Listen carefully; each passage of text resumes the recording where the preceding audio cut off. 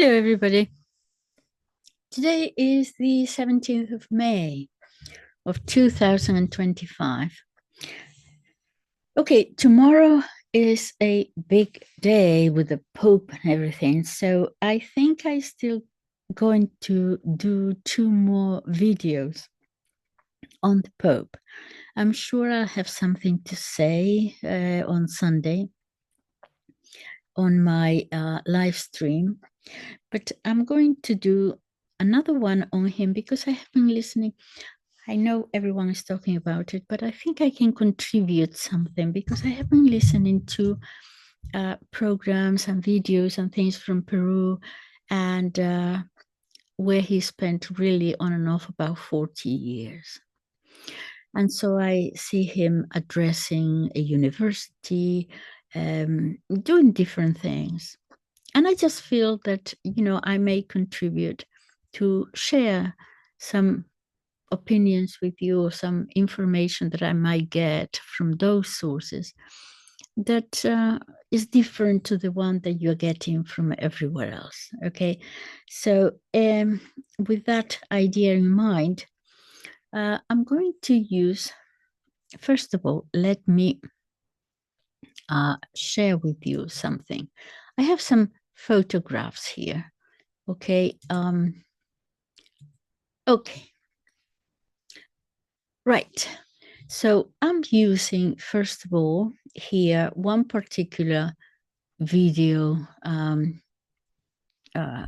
YouTube channel, which is a Spanish one. Let me first, before I delve into his mother, introduce them because I'm using their channel because they have a lot of photographs.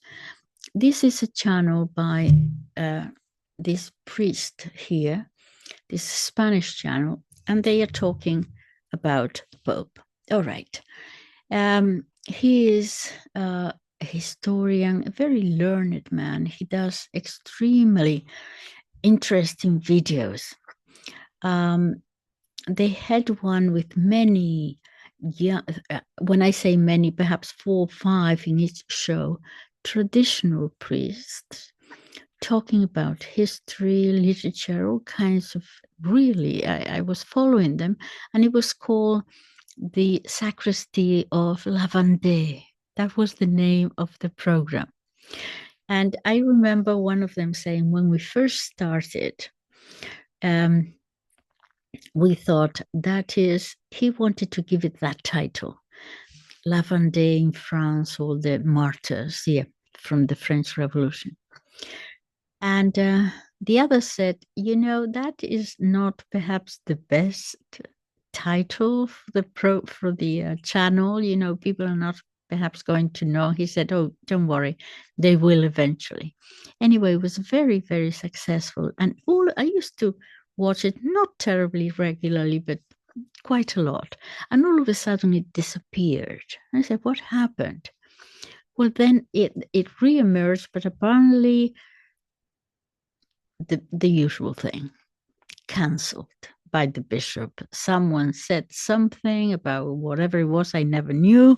But anyway, he was sent to a village with about 100 people, probably most of them 90 years old. Anyway, but he was giving a time for research and all that. So, okay, so he started a new one. This is, you might have come across him. This is an American priest, Father Charles Murr, who is perfectly fluent in Spanish because he spent a long time, I think 14 years, in Mexico. He has written he's also, if some of you watch, oh gosh, I forgot now the name, but they operate from Rome. Anyway, he's quite active of late, and he wrote a very interesting book about the Curia, because he experienced all the changes in the Vatican when they were happening in the late 60s and early 70s. He was there. He wrote a book, Murder in the 33 Degree, or something like that. Charles Murr, American. And this is a Spaniard. He's a priest. He's a Monsignor. And he spent 9 years also in the Curia in the Vatican. He's very, very, very amusing. I wish you could just hear him or follow him, but normally I tell you, if the translation is good with full sentences and everything, I said, look, just read it. It's okay. In this case, I'll have to tell you at the end of the program what he says, because he's very, very amusing of what his reaction to the announcement of the Pope was. And I was just laughing. But I'll have to tell you myself, because he's so colloquial with the turns of phrases and so on, that the auto translation doesn't pick up and gets everything wrong. So anyway, that is the introduction why I am using this channel. They're talking about him and they have a lot of info there. Okay, so his mother. Okay, his mother, for what I can gather up to now, is that they were saying at the beginning that her mother was Spanish, but I think it's because Americans called anybody who speaks Spanish or Hispanic or something. But no, I think the best I can get, and this is all, this is what I hear, that she was from the Dominican Republic. But it seems that her father was from Spain and her mother was from the Dominican Republic. Okay. Now, this is going to be important because she does have the features of someone from Central America. All right. Why do I say that? Okay, Mildred Martinez, that is her name. If I can, okay, no, I'm not going to complicate this any further. So, her first name was Martinez. I explained before about why Spanish and Latin Americans have two surnames. Yeah, we have two surnames. Why? Because when a woman gets married, we don't take our husband's name. We retain our own. So we all have two. So your children will have the first surname will be the first father's surname, and the children's second surname will be the mother's first. Okay, so he is known in Peru as, because you have to have two surnames, your father and your mother, he is known as Robert Francis Prevost Martinez. That is his last name, surname. So that means that was his mother's first surname. Okay, never mind.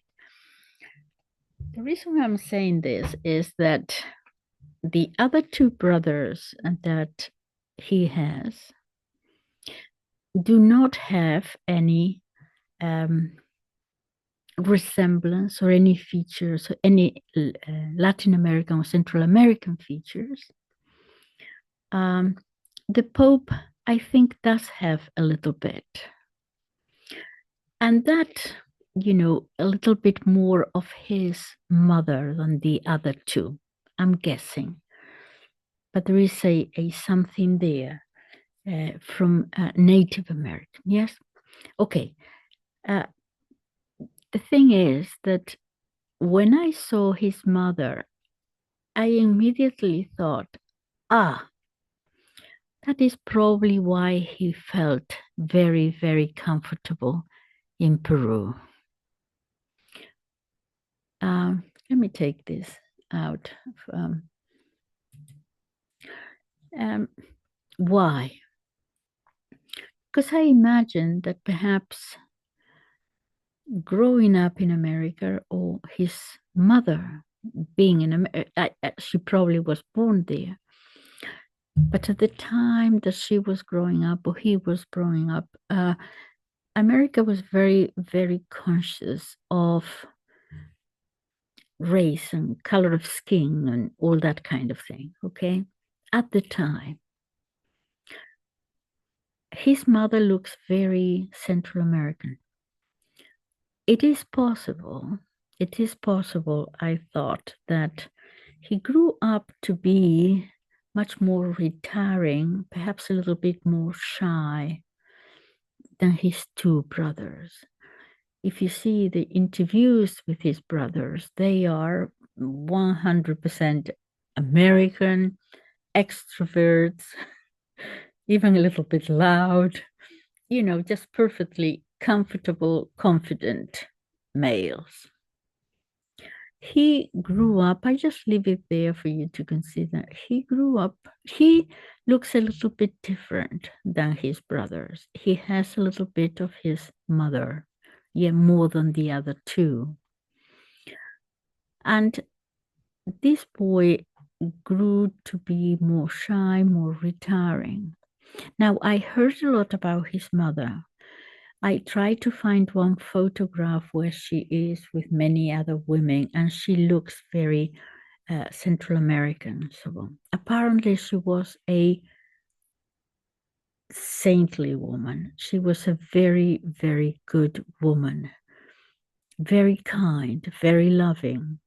She used to be very involved in the parish, uh, looking after the church. She had studied. She was a librarian, but she was very involved. She made sure that all the vestments and the linens were clean, and she would invite priests to come home, with her husband and children, um, and feed them. Really, and not necessarily on the big occasions when everyone invites them, but on the lonely days, weekdays, difficult days. And so he grew up actually in that atmosphere of always his mother, so kind, always doing whatever she could, and priests, coming in and out. You can imagine that that is going to have an effect for a, 3, 4, 5, 6 year old child. But I thought, why did he feel so happy and so comfortable in Peru? And I think that is because he saw himself as one of them in this sense. He might have heard a during his childhood, I don't know. I'm guessing, I'm just speculating. A rude word, let's say, addressed to him because of that insistence and that psychology of, what hue you are. Or worse still, he might have heard it against his mother. And that would have hurt more because he could have been wounded in that way. I say that something slur against his mother, for example, those mothers are so affectionate with their children that if something happens to them, if they feel offended, insulted, whatever, the child would have suffered. I am saying that perhaps he felt himself just a tiny little bit different. And so when he was sent to Peru, he didn't feel different. He felt very much at home, and he was able to stay there on and off for about 40 years. Perhaps he even felt more comfortable there than in Chicago, who knows? All right, let me show you something else. Very, very interesting. Let me find it. Okay, let me show you this one. Look at that. Okay, that is the back of the cross that he wore when he came out on the balcony, the back of it. It was given to him when he was named a cardinal by the Augustinians themselves. And you're going to see it has relics. And this is beautiful. Then the next day, he wasn't, when he addressed the College of Cardinals, he was wearing something else, another one. But this is the one, the back of the one that he wore when he came out. Now, look at this. Let me see. Just a second. Let me just. Okay. Here we are. I found it. Okay. This is that cross. And what you see here, these are relics. Saint Monica. This was made especially for him as a gift from the Augustinian fathers. A relic from Saint Monica, the mother of Saint Augustine. Here, a relic from Saint Augustine himself. Here, the Tomás de Villanova, which was Spanish saint. The school that he went to was the school of Thomas of Villanova. Okay, but this is the one that I found terribly interesting, very interesting indeed.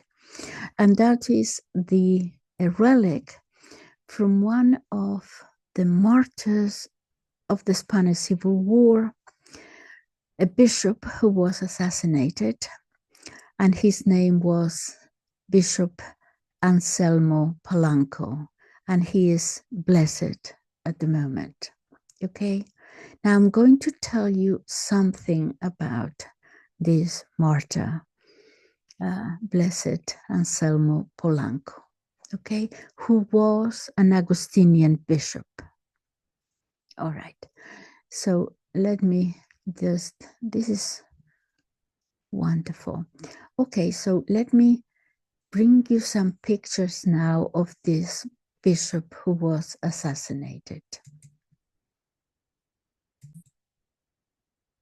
Okay, I'm going to show you quite a few because otherwise I won't be able to get all the photographs. Let me share now with you. Okay. So this is Bishop Anselmo Polanco, a relic of, you know, what the Pope wore.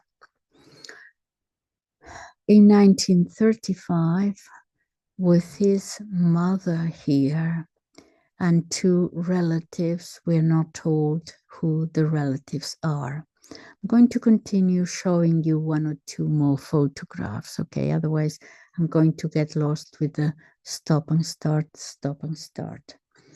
The other one is, okay, let me just advance it a little bit more. And that is him in the middle with all the other Augustinians here. It says when he was consecrated to bishop with other priests, and that is in 1935. He wasn't going to be a bishop long because he was tortured and eventually assassinated, terribly humiliated. They put him, the socialists, the Popular Front put him in a sort of a glass cage, horrific things. Okay, but here he is, all right. A little bit more, if I can advance.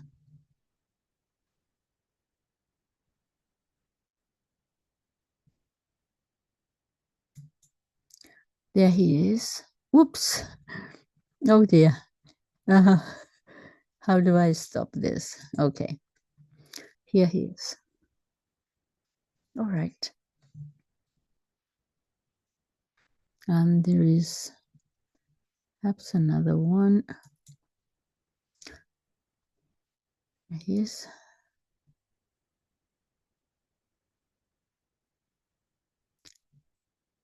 In the cemetery there. Okay. All the many martyrs. This was done by the same, I forget the name now, by the same sculptor that he, and the same, yes, the same one for the Valley of the Fallen in Spain. Anyway, let me tell you, these are the photographs anyway. Now, let me tell you the story of this blessed martyr, because before the Civil War started, in the 6 months in Spain, okay, Civil War 36 to 39, before the war actually started, for 6 months before that, the Republican government had fallen and there was anarchy in the streets. And the usual thing happened. Whenever there is problems, they go for the church. So let me just give you some numbers. In the space of 6 months,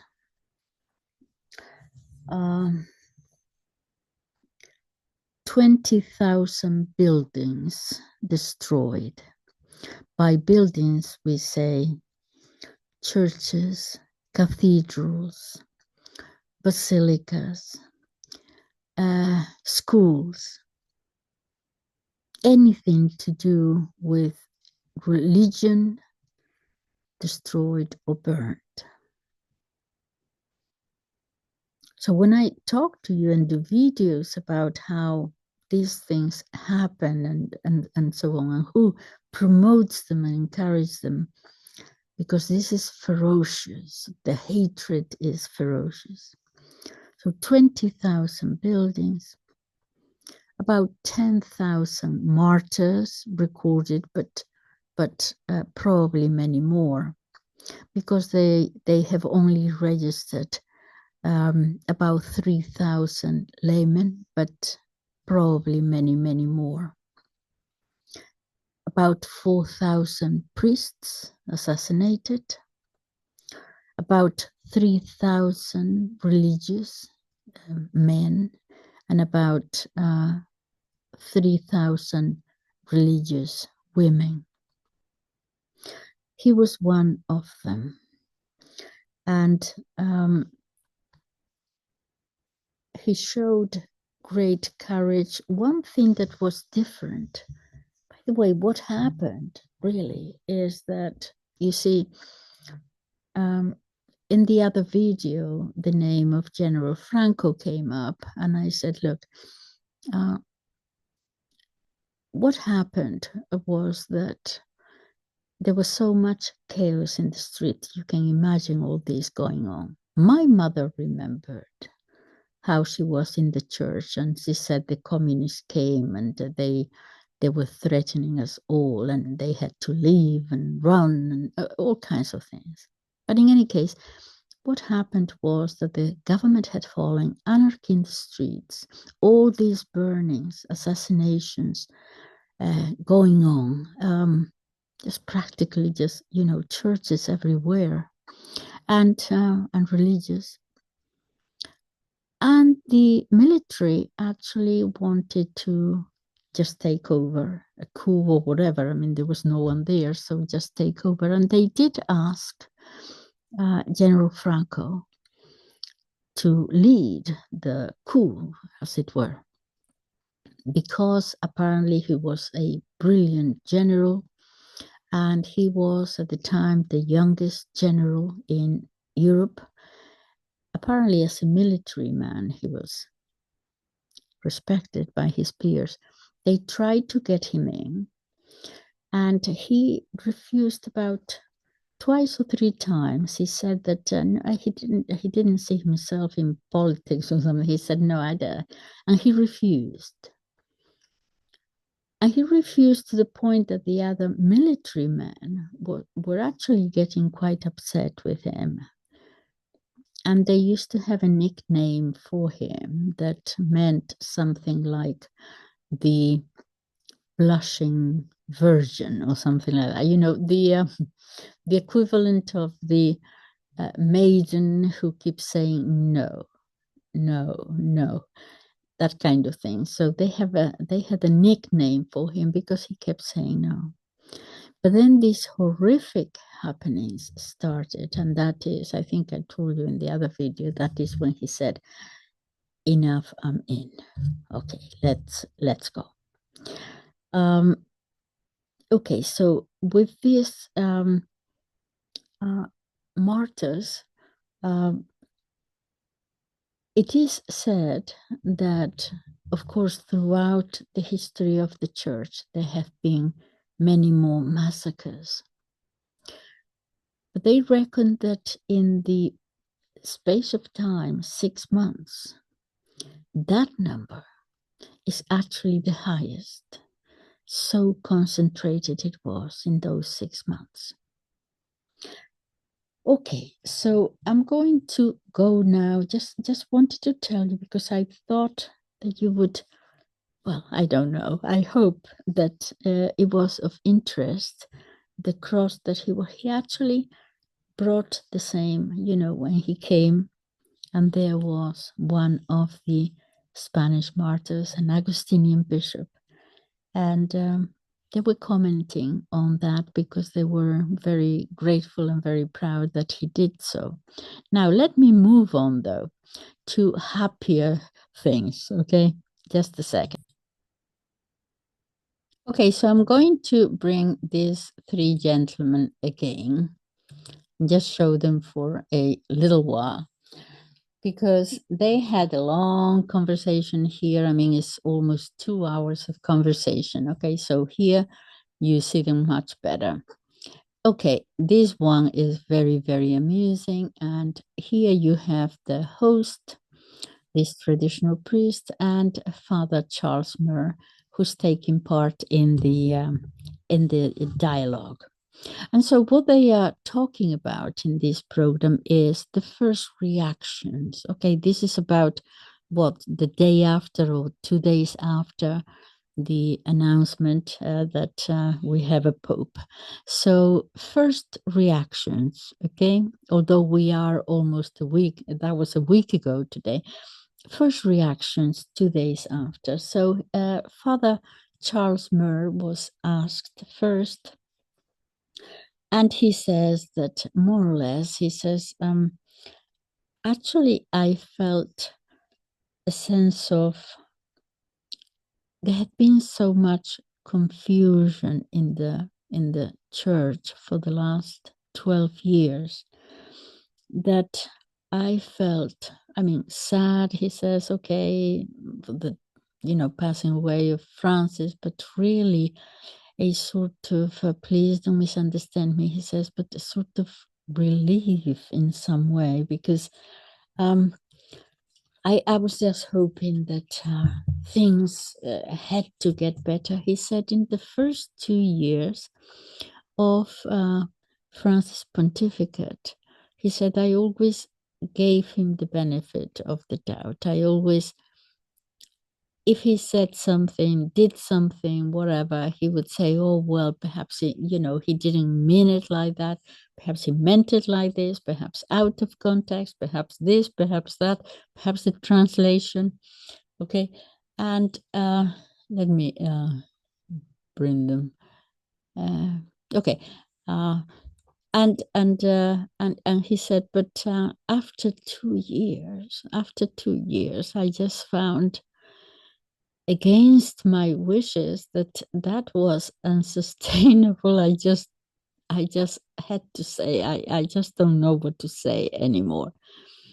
Anyway, so he went on talking about that, and then this guy who's a Monsignor came on, and he's the amusing one, because he said, okay, and how about you, Monsignor? How do you feel?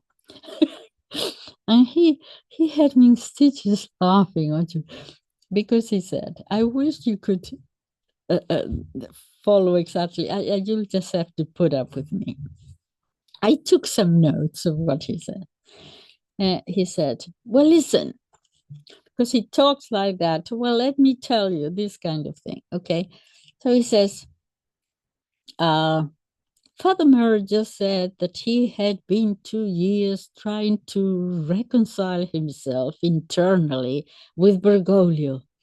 Well, it took me 2 months. I tried and I tried and I tried. But after 2 months, the thing was unsustainable. Now, what do I feel now, you ask me? I feel, okay, I'm going to bring him. Okay. He said, how do I feel now? Well, I feel rather enthusiastic. But sometimes, now and then, I worry about the speed of my enthusiasm. Well, you see, I saw the fumata, he said, white, and I don't know why, but it has become fashionable lately to have to wait for a long, long hour. Oh my gosh, I didn't know what to do. So I was in such a state of nerves. He said, so you know what I did? I just went actually to, he said, I was in such a state of nerves. I was I didn't know whether to expect the worst, and I just decided to go to my church, to the private oratory there, and to be there just myself with Jesus, and that's it. And I was just there. I was just a bunch of nerves, and then I felt the phone in my pocket that started. I thought it was me trembling. Oh, is it me or is it my phone? But anyway, I got out and I saw all these messages saying Leo the 14th, Prevost, and something else. And he said, so I was so all over the place. And when I saw him come out wearing all his pontifical vestments, as the canons ordain, by the way, he says, with his charming smile, a sort of a humble shyness, I thought, he says, as what it seemed to me, a sort of a natural elegance. Don't know how to describe it. Oh, yeah, with his aquiline nose, a real Pacelli nose. That's Pius XII. And then a sort of a papal demeanor. I thought, my goodness, he's there, he's standing there as, like a real pope. I mean, if it felt as if he had been a pope all his life. He said, I like everything. I really liked everything I saw. But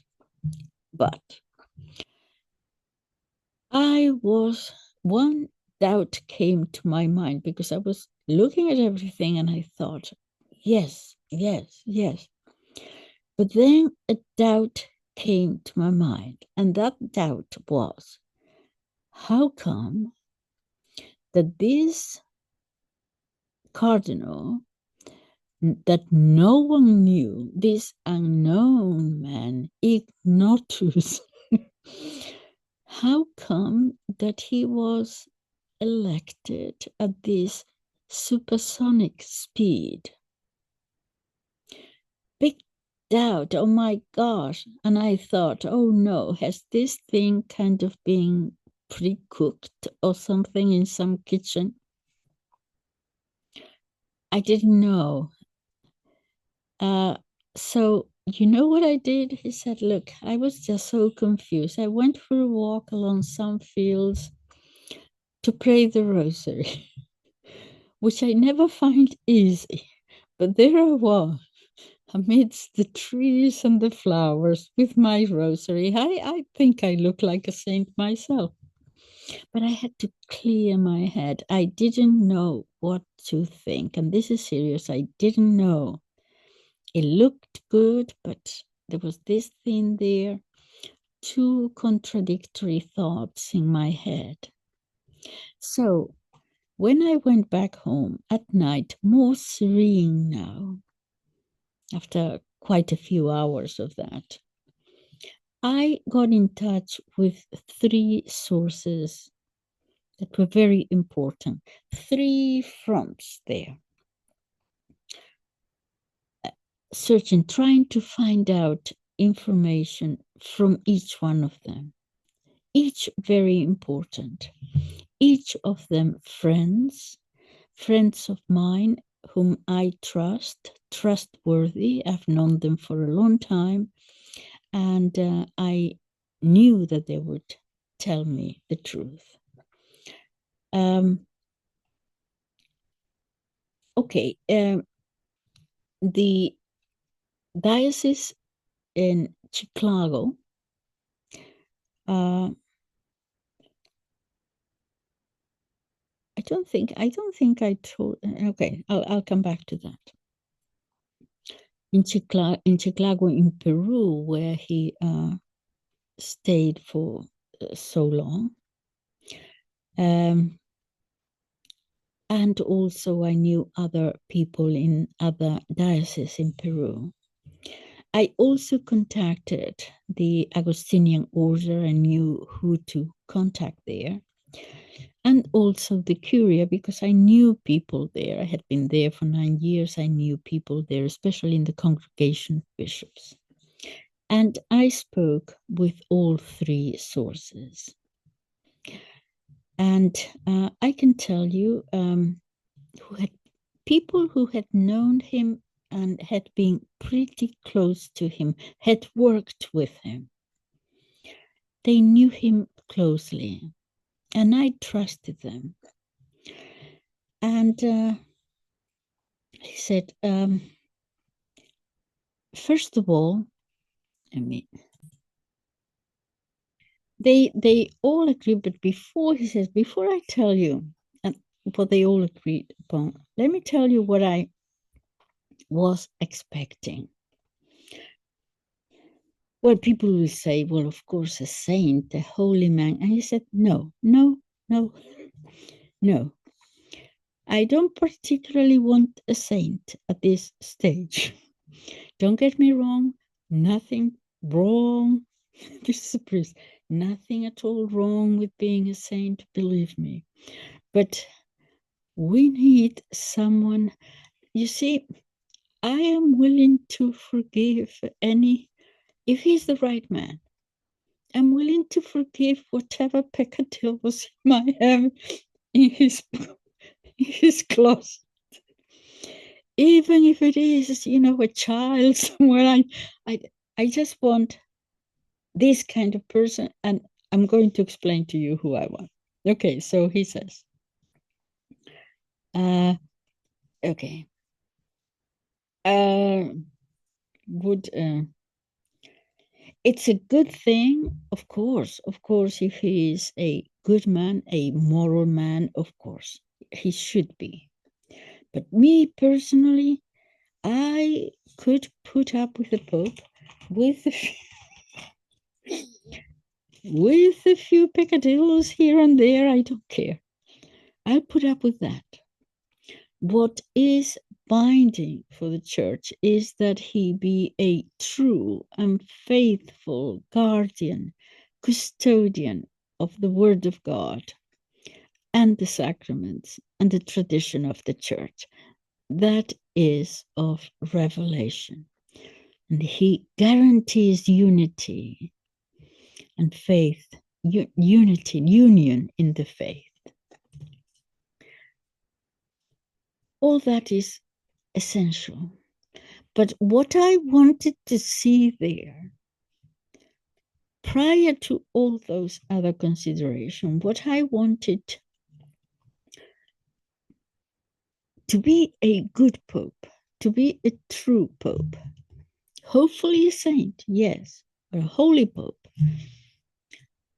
But you understand that at this stage, that might be a desideratum maximum,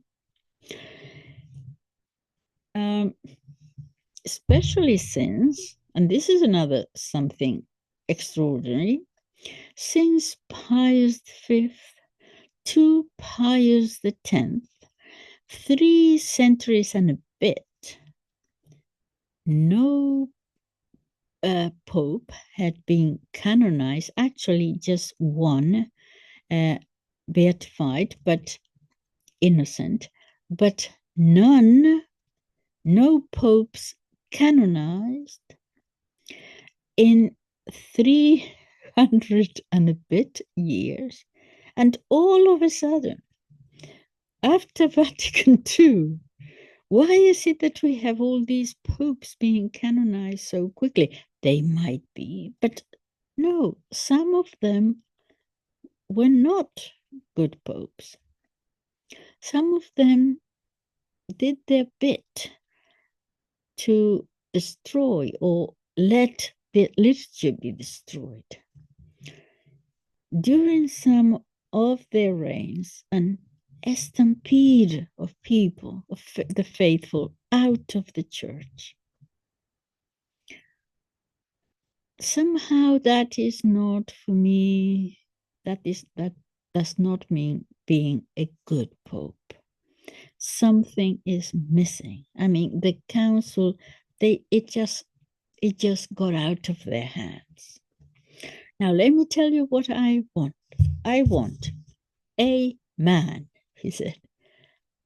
A man. What do I mean by a man? It was rather funny. What do I mean by a man? I mean a man in such a way, a man, that the cardinal who comes and announces him could have been proud to say, during that ceremony, could be proud to say, Ecce homo, here the man. Now, I am not referring here about in these times, you understand, with so many definitions and redefinitions and uncertainty about definitions, because it just seems that the more redefined the word man or woman is, the more confused we will become. So I'm not concerned about that definition or that redefinition. Okay, never mind. I mean a man. And he uses the word integrated or integral, full, complete man. He calls it integrated. I don't know. integrated psychologically, emotionally, all put together, right? Intellectually, a mature man, a just man, a kind man, a man who does not govern despotically, a man who listens, a man who has resolved all his own conflicts in his head and therefore knows how to resolve those of others. As far as it is possible, which is impossible because it is impossible, but if it were, a complete man, and integrated man, a pontifical man. Pontifex, remember, a builder of bridges. That is what pontifex meant. A builder of bridges, not a sower of corpses all over the place. A man, that is what I was asking for, and I think that is what we've got. A man, and after man, a gentleman, a senor, don. And in this sense, I do think he is. I loved the natural elegance of this, for me, he says, for me, young man, because he does look like a youngin. And then after I am so happy, thinking, the man, I get another thought in my head. Oh, but he's a gringo. Now, I got confused all over again. Now, you understand, he explains, you understand, gringo is a word that our brothers and cousins in Spanish America use to describe the United States. Well, that's all right. Okay, so, and Father Murr is there laughing. And he said, okay, a gringo, fine. Well, there you are. But I thought, no, I love this gringo. I want a gringo. All of a sudden, I convinced myself that I loved gringos.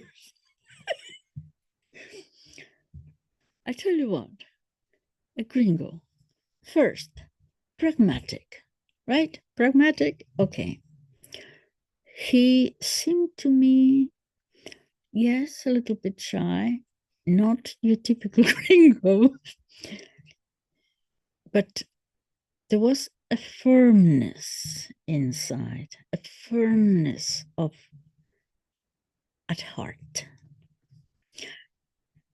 and very graceful in his manner. Yes, the good thing the good thing about this gringo is that he was recycled in Peru, you see. So I love Peru too. So I went to Peru actually 9 times. I know Peru actually quite well. All of it except the coast, and that is where he was. Peru has 3 zones: the mountains, which is the poorest area, then the woods, and I know both parts very well. And then the coast.